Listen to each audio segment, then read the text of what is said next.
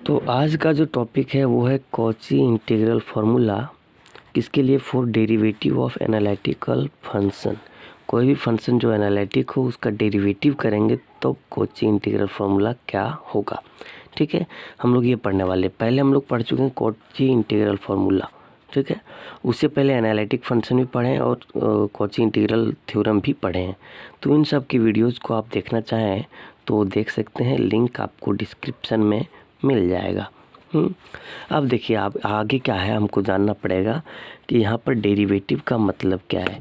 तो मैंने जब पढ़ाया था शुरू में, तो वहाँ पर जब कॉची इंटीग्रल फार्मूला बताया था तो एफ ए इक्वल्स टू लाया था 1/2 पाई आई। दिखाई दे रहा होगा, 1/2 पाई इंटीग्रेशन। किसका इंटीग्रेशन? Close line integration. ठीक है, F Z by Z minus A into D Z लाया था। ठीक है, तो ये था कॉची इंटीग्रल फार्मूला। ठीक है, मैथमेटिकल फिजिक्स में हम लोग कम्प्लेक्स फंक्शन के बारे में पढ़ रहे हैं। तो ये था क्या? Cauchy integral formula. लेकिन अब हमको क्या चाहिए? कॉची इंटीग्रल फार्मूला चाहिए, लेकिन किसके लिए? डेरिवेटिव के लिए चाहिए। मतलब हमको क्या करना है? एफ डैश ए के लिए ही निकालना है क्या होगा। ठीक है, एक्चुअल में हमें क्या चाहिए आपको पता चलना चाहिए, और वही हम बता भी रहे हैं कि हम लोग क्या निकाल रहे हैं। एफ डैश ए के लिए देखना चाह रहे हैं कि क्या होगा। ठीक है, तो इसका स्टेटमेंट जो मैंने यहाँ तैयार करके रखा, आप देखो। If a function F Z is analytic, अगर एक फंक्शन एफ जेड जो है सो एनालिटिक है, इन मतलब कहाँ पर एनालिटिक है? इन अ रीजन आर, कहाँ पर? एक क्षेत्र में R, then its derivative at any point Z equals to A. मतलब अगर कोई फंक्शन एनालिटिक है किसी क्षेत्र आर में, तो इसका जो डेरिवेटिव होगा एक fix point Z equal to A पर, वो भी क्या होगा? एनालिटिक ही होगा। ठीक है, और वो कितना होगा? डेरिवेटिव है तो वो कितना होगा? तो इतना होगा। ठीक, ये इसका क्या है? स्टेटमेंट। बात समझ में आई? तो इसका अगर हम लोग प्रूफ करना चाहेंगे ना, तो कोई ख़ास अंतर नहीं है। सिंपल सा हम लोग जानते हैं कि एफ ए इक्वल्स टू होता है 1/2 पाई आई।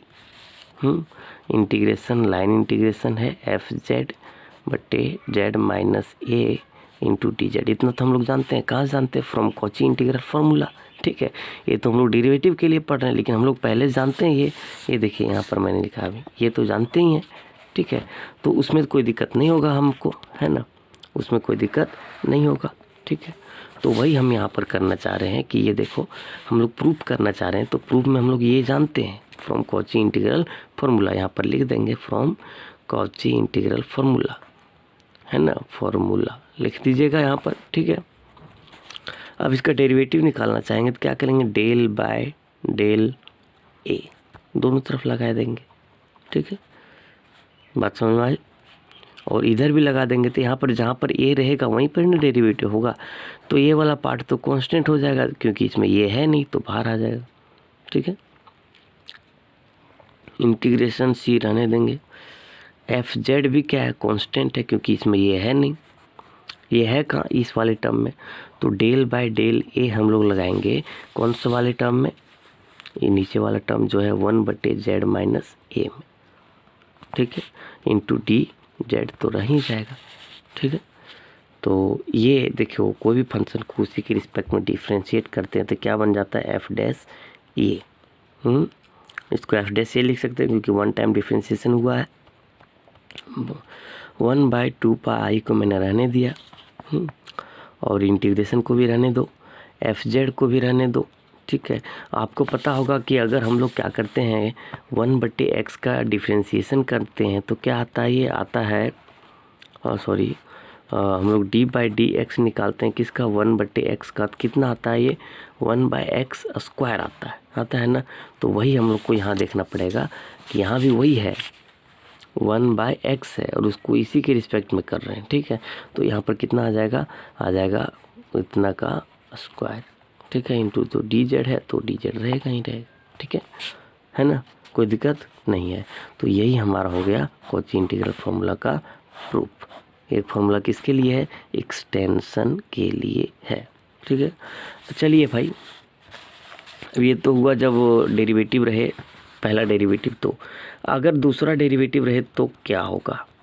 ठीक है, दूसरा डेरिवेटिव रहे तो क्या होगा? ठीक है, तो हम लोग बताओ भाई पहला डेरिवेटिव में कितना आया 1/2 पाई इंटीग्रेशन है ना 1 यहाँ था FZ/Z - A का होल स्क्वायर इंटू DZ, यही ना आया कि नहीं? हाँ जी आया। तो अगर हम इसको सेकेंड डेरिवेटिव करना चाहेंगे तो क्या होगा, उसी तरह बाकी के टर्म भी जैसे तैसे रहेंगे और 1/x² का जो डिफ्रेंसिएशन होता है वही हो जाएगा यहाँ पर, है ना। तो 1/x² का डिफ्रेंसिएशन क्या होता है देख लेंगे भाई, x का पावर -2 - 1 है ना इंटू में आ जाता है यहाँ पर, है ना -2 आ जाएगा बाहर में, ठीक है। जैसे नहीं समझ में आया, देखो डिफ्रेंसिएशन का रूल क्या होता है, x का पावर 3, इसका डिफ्रेंसिएशन करते हैं कैसे आता है, x के रिस्पेक्ट में तो आता है 3x²।